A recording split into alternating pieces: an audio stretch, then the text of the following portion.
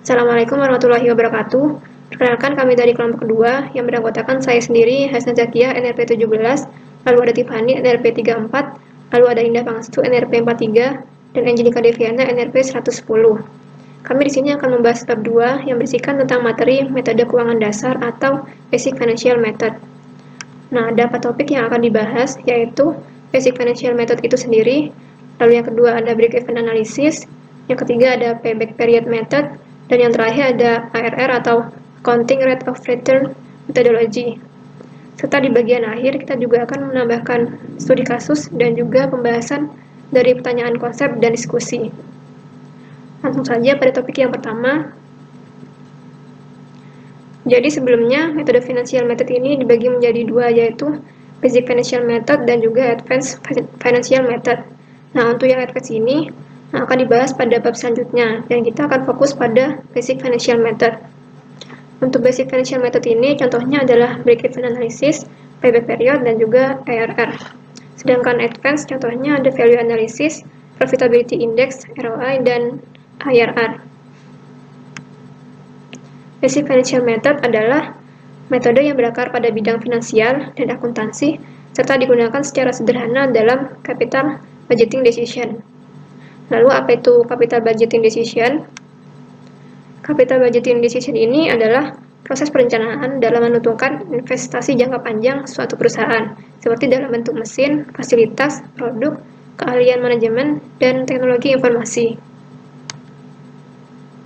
Nah, selain itu, financial method juga dibagi menjadi dua model, yaitu ada model non-diskonto atau konvensional, yaitu metode penilaian yang tidak memperhatikan nilai waktu dari uang atau time value of money, seperti ARR, ROI, dan PP.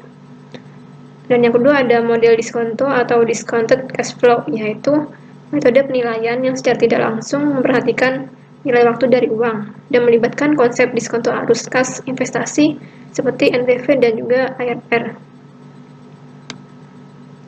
Nah, berikutnya dari suatu riset yang pernah dilakukan, dipaparkan tabel penggunaan financial method pada evaluasi TI. Dari tabel tersebut dapat ditemukan bahwa Valentine dan Stay ini menggambarkan 69% dan 60% dari survei organisasi menggunakan payback period. Dan Bacon juga menemukan 61% perusahaan menggunakan payback period dalam evaluasi investasinya. Lalu dapat disimpulkan bahwa metode PP ini merupakan metode paling ekstensif dibandingkan dengan model diskonto. Dan metode payback period ini banyak digunakan oleh perusahaan dikarenakan familiar dan juga sederhana. Selanjutnya, saya akan membahas mengenai break-even analysis. Break-even point adalah keadaan ketika nilai total benefit sama dengan nilai total cost. Oleh karena itu, break-even analysis untuk investasi TI melibatkan perbandingan quantifiable cost dengan quantifiable dan non-quantifiable benefits, di mana quantifiable benefits ini merupakan manfaat tangible, di mana dapat diukur dengan nilai moneter, contohnya adalah meningkatkan produktivitas, sedangkan non-quantifiable benefits ini merupakan manfaat yang intangible dan tidak dapat diukur dengan nilai moneter, contohnya adalah meningkatkan moral karyawan. Dengan demikian, break-even point merupakan keadaan yang diharapkan oleh suatu perusahaan yang baru saja mengalami kerugian setelah menginvestasikan sesuatu. Karena ketika perusahaan tersebut mengalami break-even point, artinya kerugian atau cost mereka menjadi nol atau sama dengan profit. Tujuan dari break-even analysis adalah sebagai indikator dampak pendapatan aktivitas marketing, di mana membantu menyediakan pandangan dinamis hubungan antara sales, cost, dan profit. Untuk manfaatnya, yang pertama, membantu dalam pengendalian anggaran perusahaan, dua, meningkatkan dan menyeimbangkan penjualan, ketiga, menganalisa harga jual dan perubahan biaya, keempat, mengatur strategi dalam sales dan distribusi, yang kelima, sebagai bahan pertimbangan dalam pengambilan keputusan. Keuntungan utama dari break-even analysis adalah memungkinkan intangible benefit untuk dipertimbangkan dalam analisis. Sedangkan kerugian utamanya adalah intangible benefit dinilai secara subjektif, dan nilai ini mungkin tidak mencerminkan nilai sebenarnya. Dan besar kemungkinan terjadi kesalahan dalam menilai intangible benefit, serta tidak ada cara untuk menentukan jumlah kesalahan dalam estimasi. Oleh karena itu, diperlukan kehati-hatian saat menentukan intangible benefit dalam analisa break-even. Di sini terdapat dua cara dalam melakukan analisa break-even. Cara satu, langkah pertamanya menghitung present value. Di sini ada present value cost dan juga present value benefit. Present value sendiri adalah nilai saat ini dari arus kas yang akan diterima suatu saat nanti. Diasumsikan modal awal atau cost yang dibutuhkan dalam investasi TI. Dalam memulai perhitungan present value ini, perlu diasumsikan bahwa cost dan benefit kuantitatif telah diidentifikasi dan dinilai. Untuk rumusnya sendiri, PV sama dengan sum dari AT per 1 plus R pangkat T. PV adalah present value, AT ini bisa cost selama waktu atau benefit selama waktu. Sedangkan R adalah diskon atau rate atau opportunity cost interval, dan T adalah periode waktunya. Lanjut ke langkah 2, yaitu menghitung net cost. Net cost adalah total biaya bersih selama investasi. Rumusnya adalah PV cost dikurangi PV benefit. Hasilnya nanti akan diasumsikan sebagai nilai intangible benefit. Langkah yang ketiga atau langkah terakhir pada cara satu ini adalah menentukan intangible benefit. Di sini untuk menilai apakah intangible benefit senilai dengan nilai net cost dan dilakukan secara subjektif. Hasilnya, jika intangible benefit nilainya sama dengan net cost, perusahaan tersebut mengalami atau mencapai break-even. Dan jika manfaat intangible ini nilainya lebih besar daripada net cost, maka investasi ini menguntungkan dan harus dilakukan.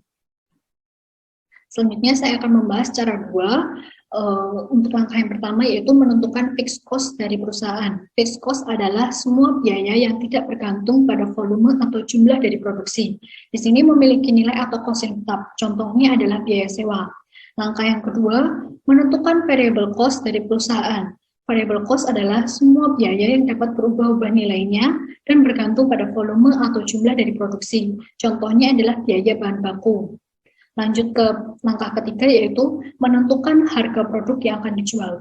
Penentuan harga ini sangatlah penting, di mana semakin kecil keuntungan yang didapat, maka semakin lama untuk perusahaan tersebut balik modal atau mencapai break-even. Langkah keempat, menghitung margin dari kontribusi unit. Margin ini merupakan keuntungan bersih yang didapat. Oleh karena itu, margin mempresentasikan berapa banyak uang setelah unit barang dijual dan telah menutupi variabel cost-nya. Langkah yang kelima, hitunglah break-even point dari perusahaan.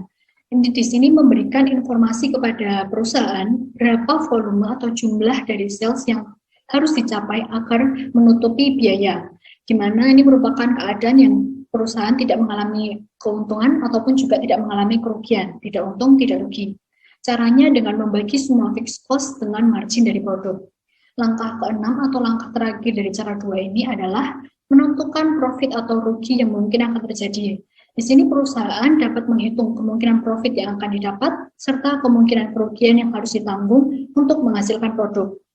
Selanjutnya masuk ke bagian contoh. Di sini contoh yang pertama saya akan menggunakan cara 1. Situasinya adalah organisasi ingin mengambil keputusan tentang akan berinvestasi pada sistem komputer atau tidak. Ini adalah datanya mulai dari modal yaitu $100.000 dan juga pengeluarannya. Di sini waktunya selama 3 tahun dan juga untuk benefit yang quantifiable-nya adalah peningkatkan produktivitas. Masuk ke jawaban. Di sini pertama kita perlu menghitung present value dari cost, di mana PV sama dengan ini 100.000 merupakan modal dan 20.000 adalah untuk setiap tahunnya selama 3 tahun. Di sini ada $20.000. 20.000 dibagi 1 plus 0,12 pangkat 1. Dan lanjut, di sini yang terakhir dijumlah hingga 20.000 dibagi 1 plus 0,12 pangkat 3. Karena selama waktunya adalah selama 3 tahun. Dan didapatkan $148.000. Selanjutnya perlu menghitung PV dari benefit. Di sini 35.000 dibagi 1 plus 0,12 pangkat 1. 35.000 sendiri didapatkan dari data, yaitu peningkatkan produktivitas itu selama $35.000 selama 3 tahun.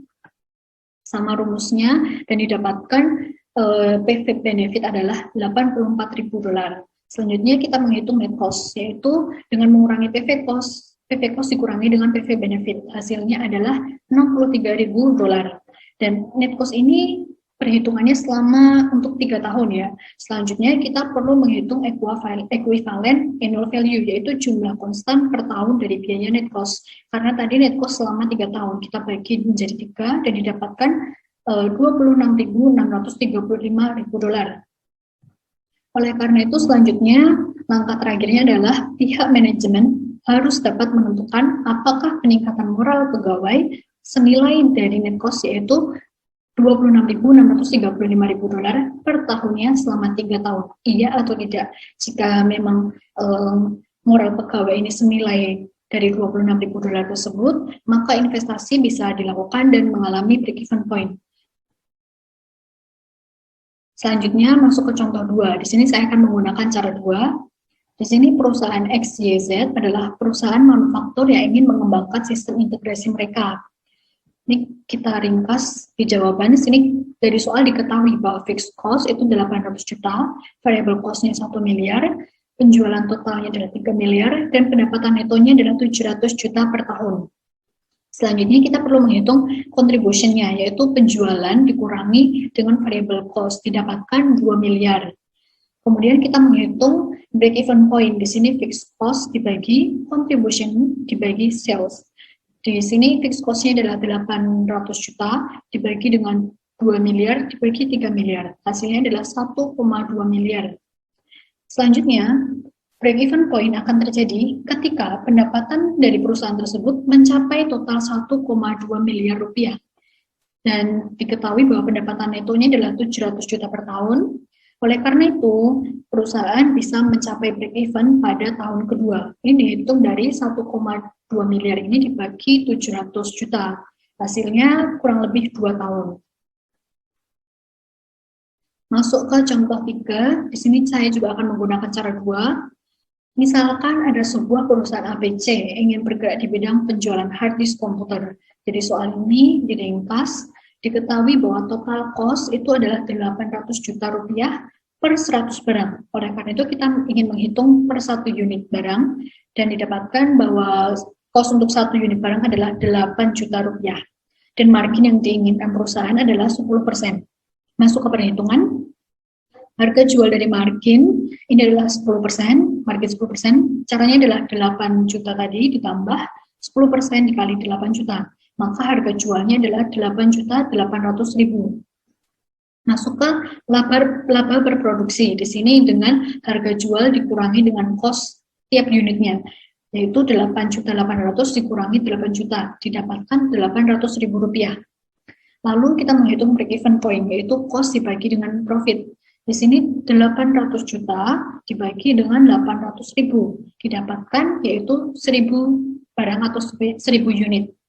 Jadi, perusahaan tersebut akan mencapai break-even point ketika memproduksi barang sejumlah 1.000 barang atau 10 kali produksi, karena mereka sekali produksi menghasilkan 100 barang. Oleh karena itu, 1.000 dibagi 100, perusahaan akan mencapai break-even point ketika melakukan produksi sebanyak 10 kali. Lanjut ke melakukan pendekatan pada intangible benefit secara subjektif. Cara pertama dengan survei, yaitu melakukan survei ke para manajer yang bersangkutan. Berdasarkan contoh 1 tadi, manajer yang dipilih adalah manajer yang paham dengan sistem komputer, dengan benefit, dan juga yang paham dengan biaya sistemnya. Kemudian survei yang dilakukan adalah dengan memberikan pendapat melalui pemungutan suara apakah peningkatan motivasi pegawai yang dipengaruhi oleh sistem baru bernilai $26.000 per tahunnya, dan jika hasilnya ya maka harus berinvestasi, namun jika hasilnya tidak boleh berinvestasi. Cara kedua dengan menggunakan pengukur pengganti atau surrogate measure. Di sini menggunakan sebuah atau grup surrogate measure yang mencerminkan nilai sebenarnya. Berdasarkan contoh 1, moral karyawan dapat digantikan dengan mengukur employee turnover, ketidakhadiran atau absensi, dan atau kualitas kerja yang lebih tinggi. Cara ketiga dengan menggunakan pendekatan statistik. Di sini akan digunakan analisis regresi, yaitu prosedur statistik yang dapat mengambil satu atau lebih variabel independen dan menghitung estimasi fungsi linear untuk variabel dependen. Contohnya variabel independen adalah nilai-nilai yang bersifat subjektif, sedangkan contoh dari variabel dependen adalah biaya. Di sini kita menggunakan tools Microsoft Excel. Contoh soalnya, perusahaan telemarketing memiliki 200 staff. Perusahaan tersebut memutuskan untuk melakukan investasi dan perusahaan ingin membeli sebuah software yang dapat memantau dan memanage gaji karyawan dilihat dari absensinya, sehingga perusahaan akan lebih produktif. Langsung saja ke data. Data ini ada hari, kemudian dependent variable-nya adalah jumlah telepon, dan untuk independent variable adalah jumlah karyawan yang absen. Diketahui jumlah panggilan harian ke customer berbanding terbalik dengan jumlah karyawan yang absen. Dapat dilihat, semakin tinggi atau semakin banyak karyawan yang absen setiap harinya, maka jumlah panggilan telepon ke customer ini semakin menurun. Kemudian lanjut ke langkah-langkah menggunakan Excel, nanti kita akan menggunakan fungsi slope yang akan mengambil data dan mengubahnya menjadi model regresi linear sederhana yang berguna untuk memperkirakan tren linear dalam sekumpulan data. Ini adalah langkah-langkahnya. Pertama, kita memasukkan data tersebut ke Excel, kemudian kita pilih tab formula, klik more function, pilih statistical, dan cari slope. Dan nanti akan muncul seperti ini, box dialog seperti ini. Kemudian kita klik non-JS. Non-JS ini merupakan dependent data. Jadi nanti kita pilih semua kolom untuk dependent data. Kemudian klik non-XS. Dan kita nanti akan pilih semua kolom untuk independent variable-nya. Kemudian klik OK. Dan didapatkan hasil nilai slope regresi linear adalah minus 76,9. Dan dapat diambil kesimpulan, jika setiap hari terdapat satu karyawan yang tidak hadir, maka perusahaan akan kehilangan 76,9 panggilan ke pelanggan yang mungkin telah menghasilkan penjualan bagi perusahaan. Yang selanjutnya yaitu payback period method. Metode payback period merupakan teknik penganggaran modal tradisional yang digunakan untuk mengevaluasi investasi modal di mana periode pengembalian investasi dibandingkan dengan beberapa jangka waktu yang telah ditentukan sebelumnya, yang disebut dengan cut-off period. Dalam metode payback period terdapat dua unsur, yaitu payback period dan cut-off period. Payback period merupakan jumlah waktu yang dibutuhkan untuk mengembalikan biaya investasi awal. Sedangkan cut-off period merupakan jangka waktu yang telah ditentukan untuk menentukan kapan investasi harus kembali seperti investasi awal yang dianggap sebagai alternatif terbaik. Aturan dalam mengambil keputusan untuk investasi ada dua. Yang pertama, apabila payback period lebih kecil atau sama dengan cut-off period, maka disarankan untuk melakukan investasi. Kedua, apabila payback period lebih besar atau sama dengan cut-off period, maka disarankan untuk tidak melakukan investasi. Contohnya, sebuah perusahaan ingin melakukan investasi, dan investasi harus kembali dalam kurun waktu 10 tahun, di mana 10 tahun ini merupakan cut-off period. Apabila payback period adalah 9 tahun, maka disarankan untuk perusahaan melakukan investasi. Namun, apabila payback period adalah 11 tahun, maka disarankan untuk perusahaan tidak melakukan investasi. Kekurangan metode payback period. Yang pertama, mengabaikan time value of money. Perhitungan payback period tidak memperhatikan nilai waktu dari uang, present value, dan future value. Contohnya, nilai uang 1 juta pada hari ini dianggap sama dengan nilai uang 1 juta pada 10 tahun yang akan datang. Yang kedua, aliran kas setelah payback period tidak dipertimbangkan. Perhitungan payback period tidak memperhatikan atau menganalisis aliran kas yang terjadi setelah payback period. Bagian terpenting dalam metode payback period adalah jumlah aliran kas saat akhir cut-off period, yang kemudian dibandingkan dengan jumlah investasi awal. Contoh soal 1, perusahaan XYZ ingin melakukan investasi software yang membantu divisi Finance and Controlling dalam melakukan pekerjaannya. Cut-off period yang ditetapkan oleh perusahaan adalah 3 tahun. Investasi dilakukan pada 2 software, dan selama investasi berlangsung, perusahaan melakukan pencatatan aliran kas yang ditampilkan dalam tabel berikut. Jumlah aliran kas untuk software A pada tahun pertama yaitu 17 juta, sedangkan software B 12 juta. Pada tahun kedua, jumlah aliran kas software A yaitu 30 juta, sedangkan software B 31 juta. Pada tahun ketiga, jumlah aliran kas software A yaitu 50 juta, sedangkan software B 45 juta. Pada tahun keempat, jumlah aliran kas software A yaitu 75 juta, sedangkan software B 65 juta. Pertanyaannya, manakah investasi yang memiliki hasil terbaik bagi perusahaan? Cut-off period yang ditentukan oleh perusahaan adalah 3 tahun. Artinya, perusahaan ingin investasi kembali seperti awal dalam jangka waktu 3 tahun. Selanjutnya, dilakukan perbandingan payback period dengan cut-off period yang didapatkan dari tabel aliran kas.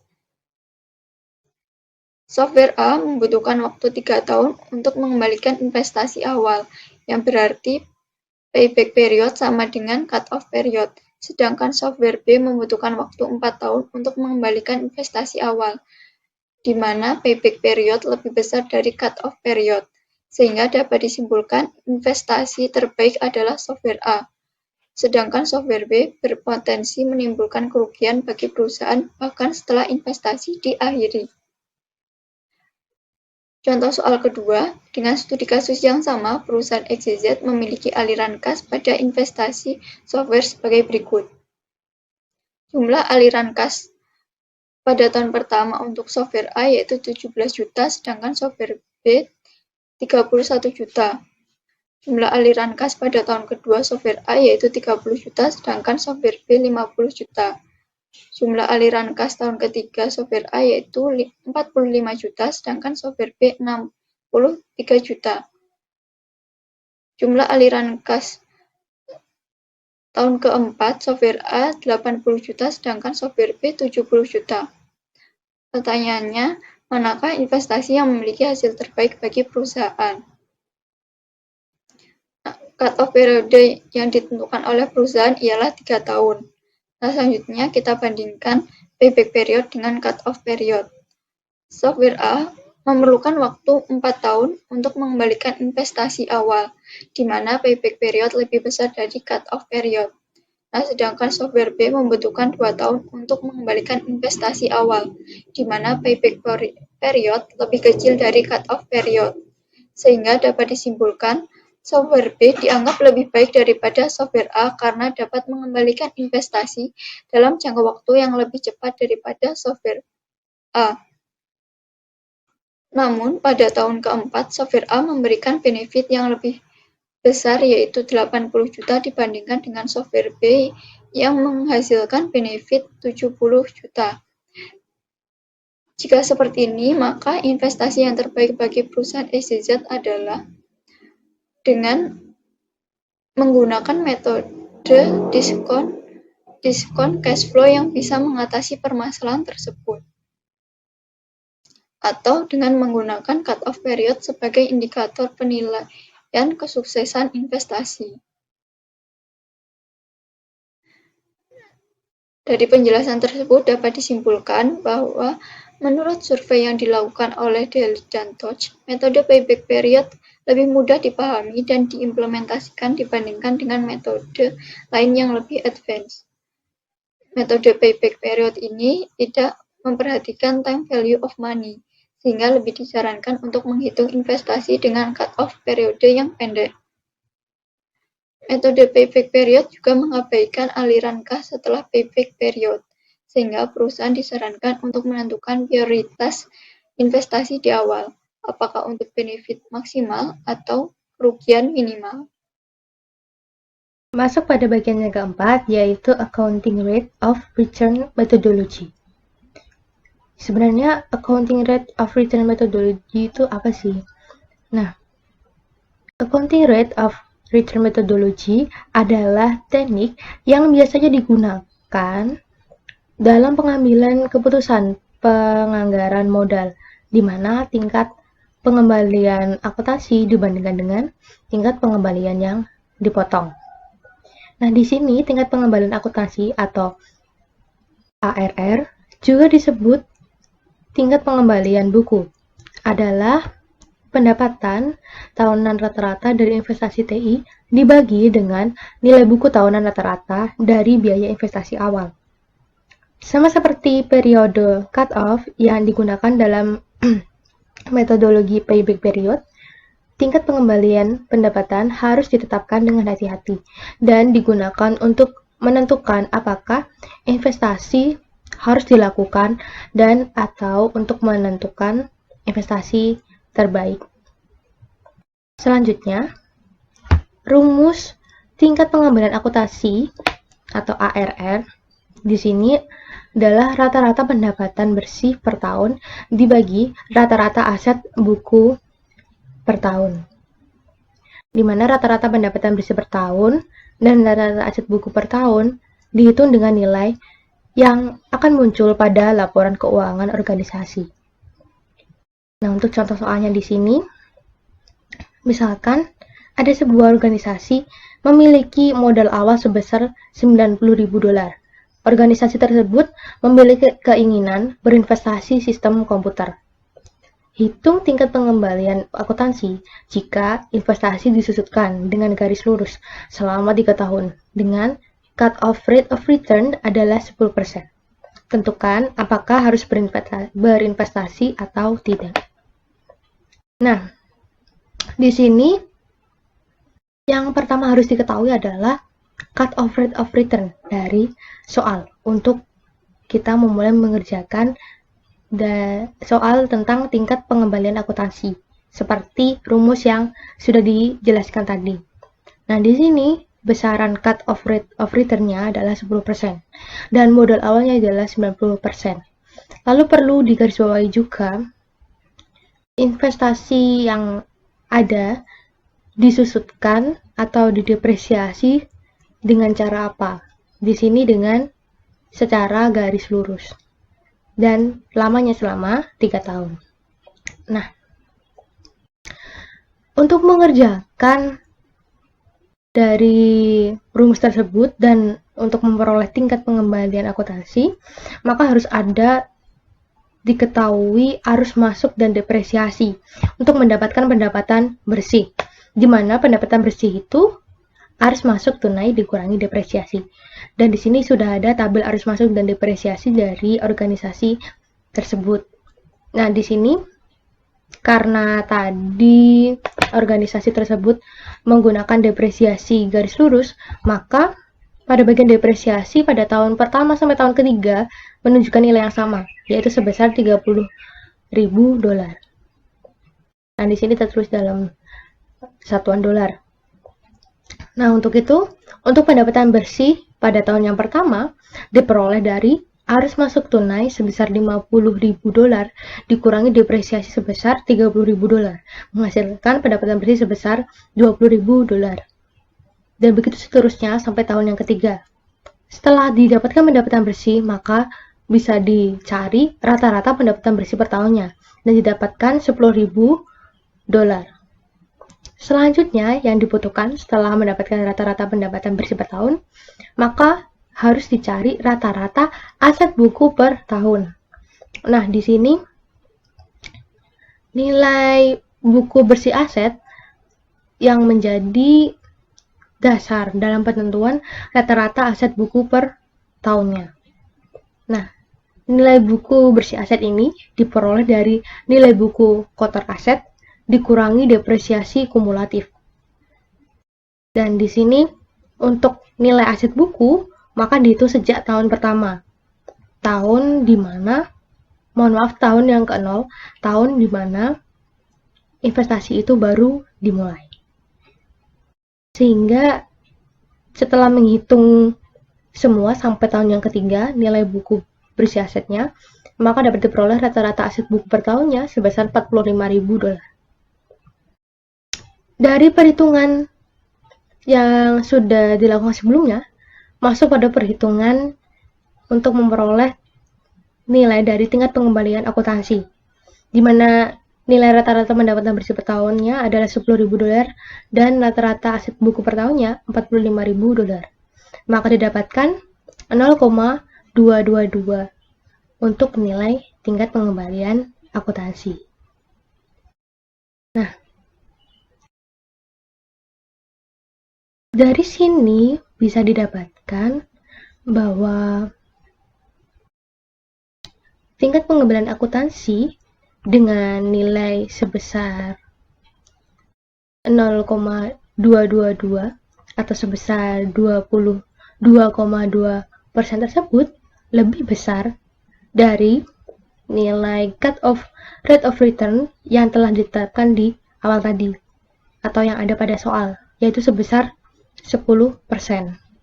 Sehingga jika nilai tingkat pengembalian akuntansi itu sama dengan atau lebih dari cut-off rate of return, maka dapat dilakukan investasi atau harus dilakukan investasi. Selanjutnya, selain menggunakan rumus yang sebelumnya untuk menghitung tingkat pengembalian akuntansi, ada rumus lagi yang dapat digunakan untuk mencari tingkat pengembalian akuntansi, di mana tingkat pengembalian akuntansi didapatkan dari rata-rata pendapatan bersih per tahun dibagi total investasi. Masuk kepada perhitungan dari contoh soal.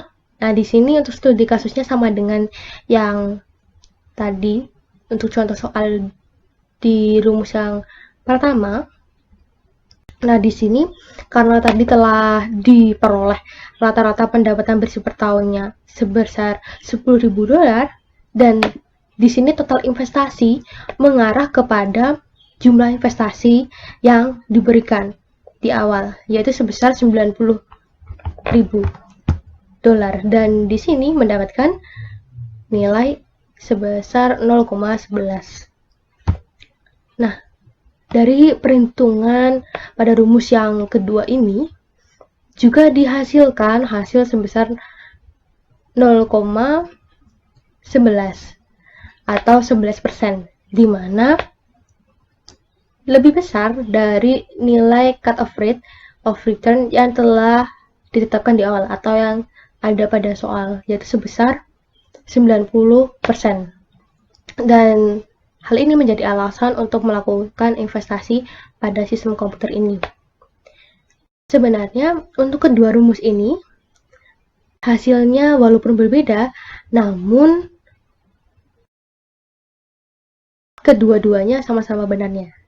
Jadi tergantung pada perusahaan mau menggunakan rumus yang pertama atau rumus yang kedua untuk menentukan apakah akan dilakukan investasi pada suatu sistem tertentu atau tidak.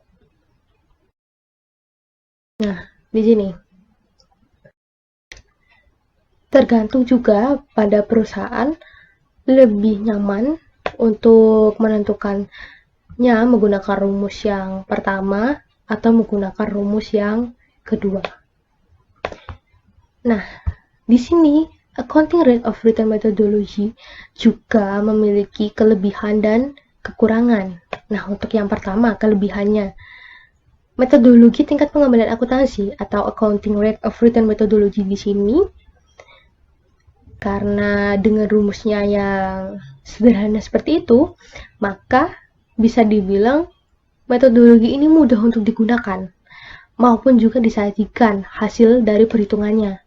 Dan hasil dari perhitungan itu dengan mudah dapat dipahami oleh siapapun yang membacanya.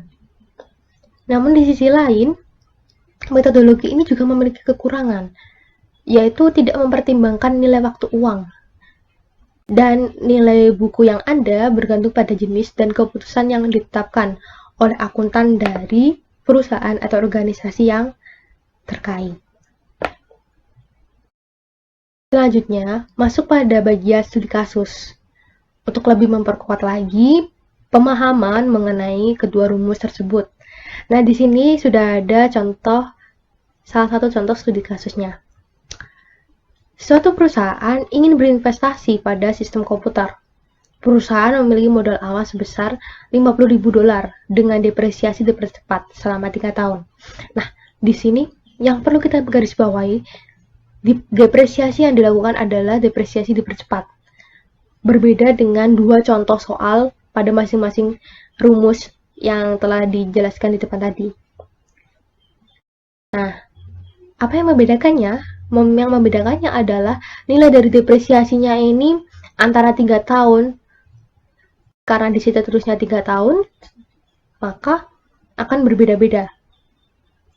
tidak semuanya sama.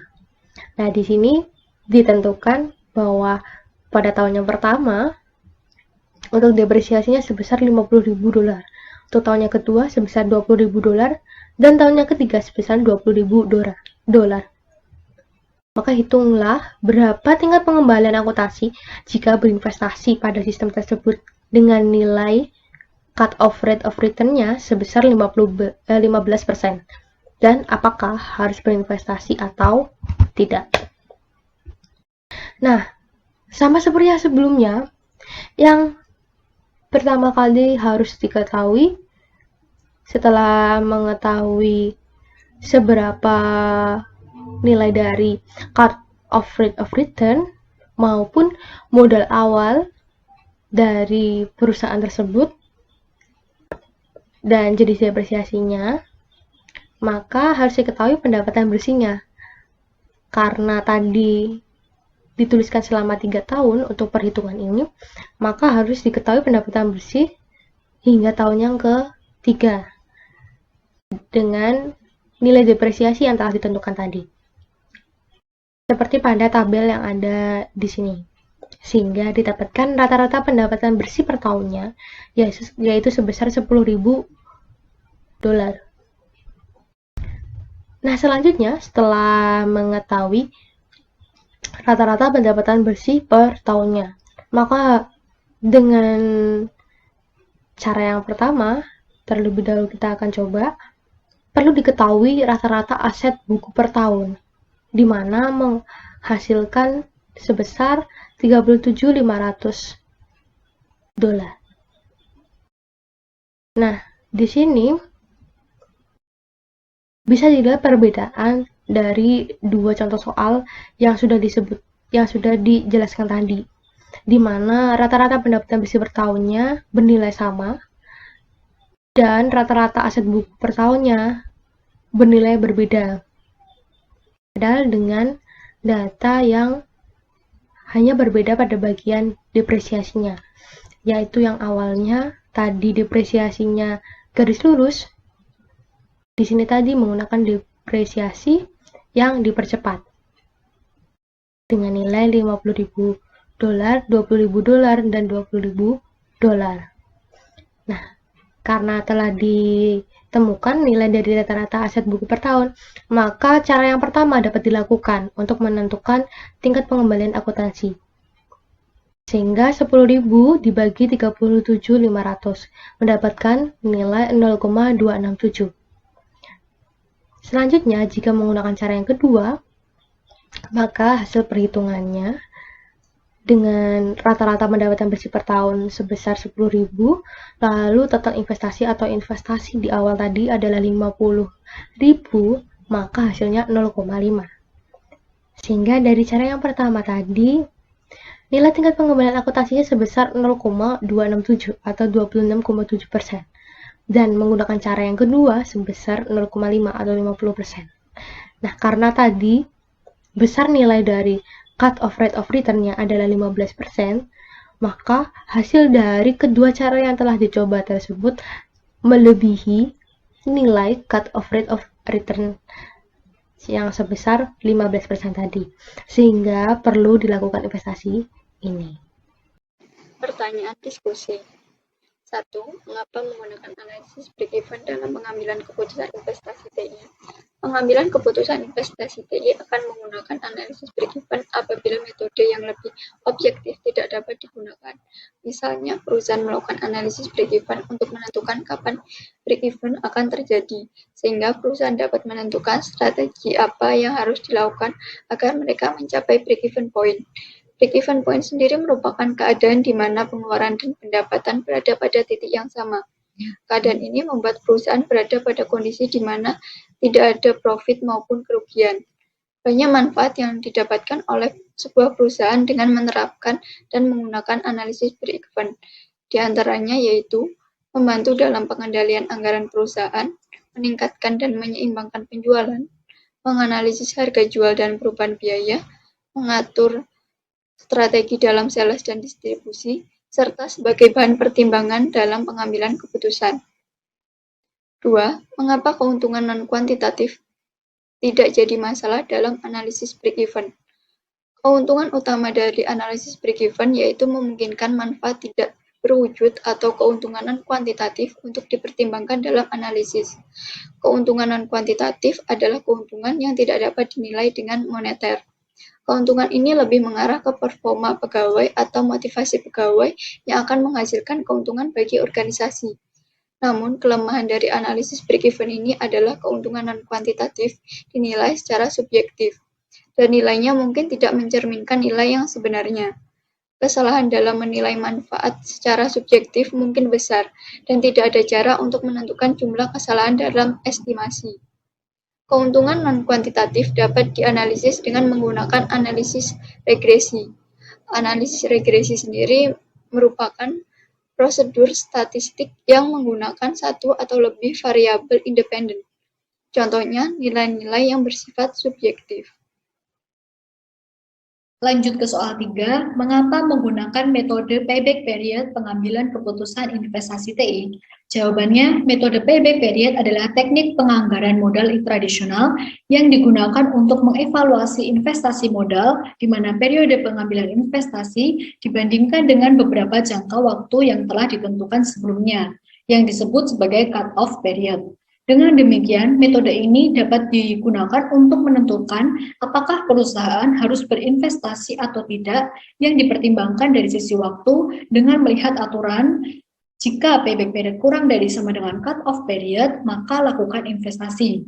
Namun, jika payback period lebih besar dari sama dengan cut-off period, maka jangan lakukan investasi. Beberapa manfaat yang didapatkan ketika menggunakan payback period. Yang pertama, metodologi payback period yang mudah dipahami dan diterapkan. Kedua, adanya perubahan teknologi informasi yang cepat dan dinamis membenarkan penggunaan metodologi payback period dan periode short cut-off. Dan yang ketiga, metode ini mempertimbangkan segala resiko. Lanjut ke soal 4, mengapa menggunakan perhitungan rate of return dalam pengambilan keputusan investasi TI? Jawabannya, accounting rate of return merupakan salah satu metode yang digunakan dalam pengambilan keputusan penganggaran modal, di mana tingkat pengembalian akuntansi dibandingkan dengan tingkat pengembalian yang dipotong. Rate of return biasa digunakan untuk melakukan perhitungan dalam beberapa situasi seperti yang pertama, menganalisa kinerja atau tingkat pertumbuhan finansial pada perusahaan tersebut. Yang kedua, dalam penganggaran modal, membandingkan tingkat pengembalian tersebut untuk memilih dan menentukan proyek berdasarkan keuntungan. Dan yang ketiga, untuk investasi, investor biasanya akan mencari tingkat pengembalian yang lebih tinggi dan melakukan perhitungan tingkat pengembalian setelah pajak. Keuntungan dari menggunakan rate of return adalah metodologi ini sama seperti metodologi payback period, yaitu mudah digunakan, disajikan, dan dipahami. Lanjut ke soal 5, mengapa menggunakan analisis break-even daripada payback period? Jawabannya, payback period dan break-even analysis sama-sama menggunakan penilaian secara subjektif, di mana payback period menggunakan penilaian secara subjektif pada saat penentuan durasi periode cut-off, dan break-even analysis menggunakan penilaian secara subjektif pada saat menilai intangible benefit. Meskipun demikian, break-even analysis lebih baik daripada payback period, karena penilaian intangible benefit pada break-even analysis dapat dihitung dengan menggunakan pendekatan statistik, yaitu dengan analisis regresi. Selanjutnya soal nomor 8, mengapa menggunakan metode payback period daripada accounting rate of return? Jadi metode payback period dan juga ARR ini memiliki kelebihan dan juga kelemahannya masing-masing. Namun ada beberapa pertimbangan bagi perusahaan untuk menggunakan metode payback period daripada ARR, yaitu perusahaan lebih menekankan pada pemilihan berdasarkan investasi yang memiliki periode pengembalian lebih cepat. Nah, metode ini itu dinilai cukup akurat bagi pembuat keputusan untuk membandingkan beberapa alternatif investasi, di mana investasi yang lebih pendek dari payback period maksimum dikatakan layak untuk dipilih. Nah, di sisi lain, metode ARN ini lebih menekankan pada masalah accounting. Metode ini kurang memperhatikan data cash flow dari investasi yang bersangkutan, serta kurang memperhatikan panjangnya jangka waktu investasi. Selanjutnya nomor 9, mengapa terdapat dua rumus di dalam perhitungan rate of return? Jadi AR dapat dihitung dengan dua cara, tergantung pada ada atau tidak adanya penyusutan dalam perhitungan. Nah, jika terdapat penyusutan, maka dapat menggunakan rumus rata-rata pendapatan bersih per tahun dibagi dengan rata-rata aset buku per tahun. Nah, jika tidak terdapat penyusutan, maka dapat menggunakan rumus rata-rata pendapatan bersih per tahun dibagi dengan total awal investasi. Nah, perbedaan dari perhitungan yang pertama ini adalah bahwa biaya awal investasi digunakan sebagai pengganti nilai buku tahunan aset. Lalu nomor 10, bagaimana buku akuntansi dapat merusak perhitungan rate of return. Nah, pada perhitungan AR ini dibutuhkan informasi mengenai data-data rata-rata pendapatan bersih tahunan dan rata-rata aset buku tahunan. Data tersebut didapat dari perhitungan nilai yang muncul pada laporan keuangan dalam buku akuntansi. Nah, jika terdapat ketidakakuratan nilai atau adanya nilai yang tidak valid pada buku akuntansi, maka akan mempengaruhi perhitungan ARR dan akan menghasilkan perhitungan yang tidak valid pula. Selanjutnya masuk ke pertanyaan konsep. Soal 1. Apa langkah-langkah dan informasi yang diperlukan untuk melakukan break-even analysis? Di sini terdapat dua cara dalam melakukan break-even analysis. Cara 1, langkah yang pertama, tentukan present value, yaitu nilai saat ini dari arus kas yang akan diterima suatu saat nanti. Langkah 2, kalkulasikan net cost, yaitu total biaya bersih selama investasi. Langkah ketiga, tentukan intangible benefit, yaitu untuk menilai apakah intangible benefit senilai dengan nilai net cost. Lanjut ke cara 2, langkah yang pertama, menentukan fixed cost dari perusahaan. Fixed cost adalah semua biaya yang tidak bergantung pada volume atau jumlah dari produksi. Kemudian langkah 2, menentukan variable cost dari perusahaan. Variable cost adalah semua biaya yang dapat berubah-ubah nilainya dan bergantung pada volume atau jumlah dari produksi. Langkah 3, menentukan harga produk yang akan dijual. Penentuan harga ini sangatlah penting, di mana semakin kecil keuntungan yang didapat, maka semakin lama untuk balik modal atau mencapai break-even. Kemudian langkah yang keempat, menghitung margin dari kontribusi unit. Margin adalah keuntungan bersih yang didapat. Lanjut ke langkah yang kelima, yaitu hitunglah break-even point dari perusahaan. Break-even point ini memberikan informasi tentang berapa lama, berapa volume atau jumlah dari sales yang harus dicapai agar menutupi biaya. Kemudian langkah yang terakhir, yaitu langkah yang keenam, menentukan profit atau rugi yang mungkin akan terjadi. Di sini perusahaan dapat menghitung kemungkinan profit yang akan didapat serta kemungkinan kerugian yang harus ditanggung untuk menghasilkan produk. Lanjut ke soal 2. Apa saja batasan dan kerugian dalam menggunakan analisa titik impas atau analisa break-even? Jawabannya, kerugian utamanya adalah manfaat tak berwujud dinilai secara subjektif, di mana nilai ini mungkin tidak mencerminkan nilai sebenarnya, dan besar kemungkinan terjadi kesalahan dalam menilai, serta tidak ada cara untuk menentukan jumlah kesalahan dalam estimasi. Lanjut ke soal 3, yaitu bagaimana present value digunakan dalam analisa break-even. Jawabannya, present value adalah nilai saat ini dari arus kas yang akan diterima suatu saat nanti. Present value terdiri dari present value cost dan juga present value benefit, di mana kedua present value ini akan digunakan untuk menghitung net cost, yaitu total biaya bersih selama investasi, caranya dengan mengurangi present value cost dengan present value benefit. Pertanyaan konsep yang keempat, yaitu apa perbedaan antara aset real dan aset kapital? Nah, di sini untuk jawabannya, aset real ini memiliki sifat yang cenderung berumur panjang, atau dalam artian komponen-komponen yang masuk dalam aset real, seperti mungkin suatu barang ataupun hal-hal lainnya yang masuk pada aset real ini, dia diperuntukkan untuk jangka yang panjang atau difungsikan untuk suatu hal yang memiliki jangka yang panjang. Dan di sisi lainnya, untuk manfaat investasi TI-nya di sini berjangka pendek untuk aset real. Contohnya adalah pada mesin-mesin yang ada di perusahaan. Mesin-mesin yang ada di perusahaan tersebut pasti akan digunakan dalam jangka waktu beberapa tahun yang bisa dimasukkan pada jangka waktu yang panjang atau dalam artian berumur panjang. Namun untuk investasi TI-nya di sini berjangka pendek untuk mesin tersebut. Nah, lanjut pada bagian aset kapital atau juga bisa disebut aset modal. di sini. Kebalikan dari aset real, di mana sifatnya cenderung berumur pendek atau diperuntukkan untuk jangka pendek. Namun, untuk investasi TI-nya berjangka panjang. Nah, di sini sebagai contohnya adalah equipments atau peralatan-peralatan yang mendukung dari kinerja pada suatu perusahaan atau organisasi, maupun fasilitas yang diberikan pada organisasi atau perusahaan tersebut. Soal yang kelima, yaitu bagaimana Anda dapat menggunakan analisis regresi untuk memperkirakan manfaat yang tidak dapat diukur.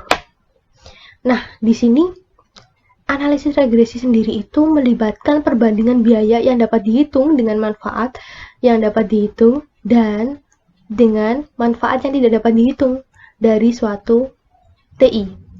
Manfaat yang tidak dapat diukur, nah di sini karena tidak dapat ditetapkan nilai moneternya atau secara tidak langsung nilai uangnya kalau diuangkan sebesar bagaimana, berapa. Nah, analisis regresi ini sendiri dia menggunakan titik impas, di mana titik impas memerankan peran penting nilai total manfaat sama dengan total biaya, sehingga alternatif investasi TI yang impas atau yang memiliki manfaat lebih besar dari biaya dianggap sebagai investasi yang baik dan harus dilakukan. Sehingga di sini analisis regresi dapat digunakan untuk memperkirakan manfaat yang tidak dapat diukur. Pertanyaan yang keenam di sini yaitu apa langkah-langkah dan informasi yang diperlukan untuk menggunakan metode payback period. Nah, ada dua langkah yang harus dilakukan. Langkah yang pertama yaitu menghitung nilai sekarang dari biaya dengan asumsi bahwa biaya dan manfaat telah didefinisikan dan dinilai sebelumnya. Nilai sekarang atau bisa disebut present value atau PV adalah nilai saat ini dari arus kas yang akan diterima suatu saat nanti. Analisis present value didasarkan pada asumsi bahwa $1 hari ini bernilai lebih dari $1 besok karena dapat diinvestasikan dan mulai memperoleh bunga pada hari ini. Nah, untuk langkah yang kedua yaitu menghitung nilai sekarang dari semua manfaat yang dapat dihitung dan mengurangi nilai tersebut dengan nilai sekarang atau present value dari biaya. Hasil perhitungan tersebut biasanya disebut sebagai biaya bersih.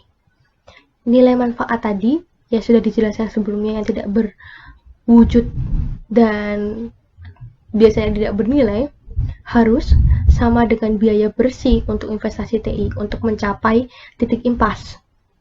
Nah, jika manfaat tidak berwujud sama atau melebihi biaya bersih, maka menurut metodologi ini atau menurut metode payback period, investasi harus dapat menguntungkan. Dan jika menguntungkan di sini, maka investasi tersebut harus dilakukan. 7. Apa yang dimaksud dengan cut-off period yang digunakan dalam metode payback period? Cut-off period adalah jangka waktu yang telah ditentukan untuk menentukan kapan investasi harus dikembalikan seperti investasi awal yang dianggap sebagai alternatif terbaik. 8. Dapatkah Anda membuat keputusan menggunakan metode payback period tanpa cut-off period? Tidak, karena dalam metode payback period, pengambilan keputusan untuk investasi sangat dipengaruhi oleh cut-off period yang sudah ditentukan di awal. Bagaimana aturan dalam metode payback period, yaitu apabila payback period lebih kecil atau sama dengan cut-off period, maka disarankan untuk melakukan investasi. Namun, apabila payback period lebih besar atau sama dengan cut-off period, maka disarankan untuk tidak melakukan investasi. 9. Apa saja batasan dan kelemahan dalam menggunakan metode payback period? Batasan dan kelemahan payback period yaitu 1. Mengabaikan time value of money, di mana perhitungan payback period tidak memperhatikan nilai waktu dari uang, present value, dan future value. 2. Aliran kas setelah payback period tidak dipertimbangkan dalam analisis. Perhitungan payback period tidak memperhatikan atau menganalisis aliran kas yang terjadi setelah payback period. Bagian terpenting dalam metode payback period adalah jumlah aliran kas saat akhir cut-off period yang kemudian dibandingkan dengan jumlah investasi awal. Nomor 10, pertanyaannya adalah bagaimana NPV digunakan dalam metode payback period. Nah, metode NPV ini dapat melengkapi kekurangan dari metode payback period dengan konsep time value of money, yaitu dapat mempertimbangkan nilai waktu dari uang. Nah, apabila hasil dari payback period ini mengenai investasi yang dapat dikembalikan lebih cepat dikaitkan dengan hasil NPV yang lebih besar, maka akan memberikan hasil pemilihan investasi terbaik dalam segi waktu dan uang. Namun, kedua metode tersebut dapat menghasilkan hasil analisis yang bertentangan, di mana disesuaikan dengan strategi investasi perusahaan, apakah ingin mempertimbangkan nilai waktu dari uang dan semua arus kas, atau seberapa cepat investor dapat memasangkan kembali investasinya. Selanjutnya, nomor 11, apa saja langkah-langkah dan informasi yang diperlukan untuk menghitung accounting rate of return. Jadi, langkah-langkahnya yang pertama adalah menghitung laba bersih tahunan dari investasi, yaitu pendapatan setelah biaya operasi, pajak, dan bunga yang terkait dengan pelaksanaan investasi telah dikurangi. Selanjutnya, yang kedua, jika investasi merupakan aset tetap seperti properti, maka wajib dikurangi dengan biaya penyusutan dari pendapatan tahunan untuk mencapai laba bersih tahunan. Yang ketiga, melakukan perhitungan dengan membagi laba bersih tahunan dengan biaya awal aset atau investasi. Lalu hasilnya dikalikan dengan 100 untuk melihat persentase pengembalian.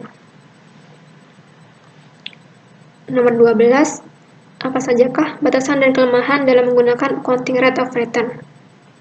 Nah, batasan dan kelemahannya yaitu yang pertama, perhitungan RR ini tidak memperhatikan nilai waktu dari uang atau time value of money. Yang kedua, menitik beratkan pada perhitungan accounting dan bukan pada cash flow dari investasi yang bersangkutan. Sehingga suatu investasi yang mempunyai umur penyusutan lebih cepat akan mengakibatkan keuntungan neto yang lebih rendah dan di satu pihak meninggikan cash flow. Oleh karena penyusutan bukan merupakan pengeluaran kas. Dan yang terakhir, RR ini dapat dianalisa dengan beberapa cara, sehingga diperlukan standar pembandingan yang sesuai dengan faktor yang dimiliki, dan dimungkinkan dapat terjadi kesalahan dalam memperbandingkan. Selanjutnya yaitu studi kasus. Dalam rangka mempertahankan eksistensi usahanya, PT Karel Jaya memutuskan untuk mengembangkan produk baru berbahan dasar daging sapi segar, yaitu dendeng daging sapi. Untuk menghitung kelayakan investasi usaha dendeng daging sapi ini diperlukan data-data keuangan diantaranya yaitu data biaya tetap, biaya variabel, dan cash flow. Untuk menghitung data tersebut dibutuhkan beberapa data sebagai berikut. Yang pertama yaitu data bahan dendeng daging sapi per produksi. 2. Data biaya tetap atau fixed cost per bulan. 3. Data biaya variabel pembuatan dendeng daging sapi. 4. Data pendapatan bulan Februari 2018 sampai dengan Juli 2018. Biaya produksi merupakan biaya total dikali fixed cost ditambah variable cost dibagi jumlah barang yang diproduksi. Nah, biaya produksi dendeng daging sapi sendiri ialah Rp258.500 per kilo. Maka harga pokok penjualannya ialah Rp258.500 ditambah kurang lebih 20% dikali biaya produksi yaitu Rp258.500 sehingga didapatkan harga pokok penjualan yaitu Rp320.000. PT Karel Jaya membuat pertimbangan sendiri ketika menetapkan margin laba atau keuntungan sebesar 20% dari harga pokok produksi per kilo dendeng daging sapi, diantaranya yaitu daya beli masyarakat Majalengka, adanya produk pesaing yang berasal dari Bandung yang masuk ke pasar Majalengka dengan harga yang lebih murah, serta sosialisasi dan promosi yang masih terbatas untuk wilayah Kabupaten Majalengka saja. Dari informasi-informasi yang telah dijelaskan, dapat dilakukan analisis untuk menguji kelayakan investasi. Nah, analisis yang digunakan adalah analisis payback period, accounting rate of return, dan juga break-even point. Nah, untuk yang bagian break-even point ini sebelumnya telah dijelaskan oleh Indah pada bagian BP produksi. Lalu di bagian sini ditambahkan BP unit. BP unit ini dihitung dengan perhitungan total biaya dibagi dengan harga jual, sehingga dengan biaya 14.210.000 dibagi dengan harga jual 320.000, maka untuk mencapai titik impasnya, jumlah dendeng paling minimal yang terjual adalah 44,4 kg. Selanjutnya menghitung payback period. Nah, payback period ini dihitung melalui perhitungan jumlah investasi dibagi dengan aliran kas besi, di mana jumlah investasi ini diambil dari biaya variabel ditambah dengan biaya tetap. Untuk biaya variabelnya ditotal dari bulan Februari sampai Juli. Lalu untuk biaya tetapnya juga ditotal 1.150.000. Lalu dikalikan dengan periode waktu investasi, di mana dalam studi kasus ini diberikan 6 bulan. Lalu untuk aliran kas bersihnya didapat dari total pendapatan dikurangi dengan total biaya. Untuk total pendapatan dilihat pada tabel, pada bulan Februari sampai Juli itu ditambah semua, lalu dikurangi dengan total biaya yang sudah dicari sebelumnya. Nah, sehingga periode pengembalian investasi dendeng daging sapi ini adalah 2,876 yang dibulatkan menjadi 3. Sementara periode waktu investasi adalah 6 bulan. Hal tersebut menunjukkan bahwa periode pengembalian investasi ini memenuhi syarat atau layak untuk dijalankan. Untuk analisis selanjutnya, digunakan metode ARR. Perhitungan ARR didapat dari rata-rata EAT atau pendapatan setelah pajak dibagi dengan rata-rata investasi, lalu dikalikan dengan 100%. Di mana untuk perhitungan rata-rata pendapatan setelah pajak ini adalah total pendapatan setelah pajak dibagi dengan umur ekonomis. Nah, total pendapatan ini sebelumnya sudah kita ketahui dari total pendapatan ini, lalu dibagi dengan umur ekonomisnya 6 bulan, sehingga kita dapatkan 26.400.000. Lalu untuk perhitungan rata-rata investasi dihitung dari investasi lalu dibagi dengan umur ekonomis. Investasi ini sebelumnya sudah kita dapatkan juga dari biaya tetap ditambah dengan biaya variabel, yaitu 117.540.000 dibagi dengan umur ekonomisnya 6 bulan, sehingga didapatkan 19.590.000. Nah, karena sudah kita dapatkan dua-duanya, rata-rata pendapatan setelah pajak dan juga rata-rata investasi, lalu dilakukan pembagian dan dikali dengan 100%, di mana hasilnya didapatkan ARR sebesar 1,35%. Nah, bila ARR sebesar 1,35% ini kan lebih besar dari 1, artinya adalah investasi ini layak untuk diterima dan layak untuk dijalankan. Jadi kesimpulannya adalah, berdasarkan perhitungan yang telah dilakukan, maka investasi dalam upaya pembuatan dendeng daging sapi ini sangat layak dan menguntungkan bagi PD Karawal Jaya. Sekian presentasi dari kami, mohon maaf apabila ada salah kata. Terima kasih, wassalamualaikum warahmatullahi wabarakatuh.